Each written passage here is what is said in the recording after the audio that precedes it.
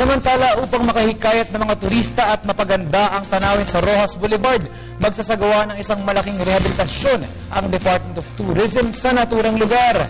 Lalagyan ito ng mga kababagong disenyo na tiyak umanong kagigiliwan ng mga bibisita dito. Si Joseph Parafina ang ating tagapagbalita. Ito ang hitsura ngayon ng Roxas Boulevard nang kunan namin mula sa isang mataas na gusap sa gilid nito.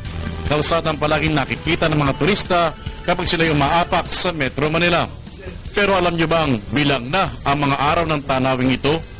Dahil nakaplano na ang malakihang rehabilitasyon nito at tatawagin na ito sa mga susunod na buwan na Roxas Boulevard Park. Isang lugar na kakaiba at malayo sa itsura nito ngayon. Makabagong disenyo na angkop sa mga mata ng sinumang dadayo o mamamalagi rito.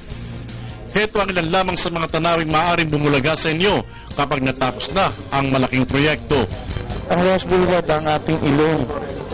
Kailangan ayusin po natin para gumanda ang dating natin sa buong mundo. Ngayon, ang importanteng malaman ng lahat, ito po hindi katapusan, kundi panimula ng isang redevelopment na may matularan sa buong kamay nila. Suportado rin ng Department of Public Works and Highways ang proyekto. Nais nilang maayos ang lahat dito, magiging kahinatnan na mga parking lots na maraming mga sasakyan na dadagsa dito. Naayon din ito sa programa ng Kamaynilaan kung paano pangalagaan ang kapaligiran at kung paano maiwasan ang malakihang mga pagbaha. They really want to create a new image for Metro Manila.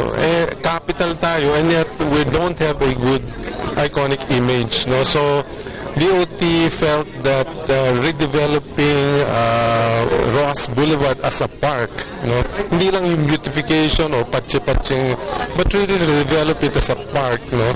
Would really create that iconic image for. Batid ng dalawang ahensya ng pamahalaan na simulan lamang ito ng malakihang pagbabago ng mga tanawing di lamang sa Metro Manila maging sa buong bansa. Bukod pa sa maraming mga mamamayan ang matutuwa at mabibiyaan. Kayo, kasama ba kayo rito? Para sa Telebisyon ng Bayan, Joseph Parafina.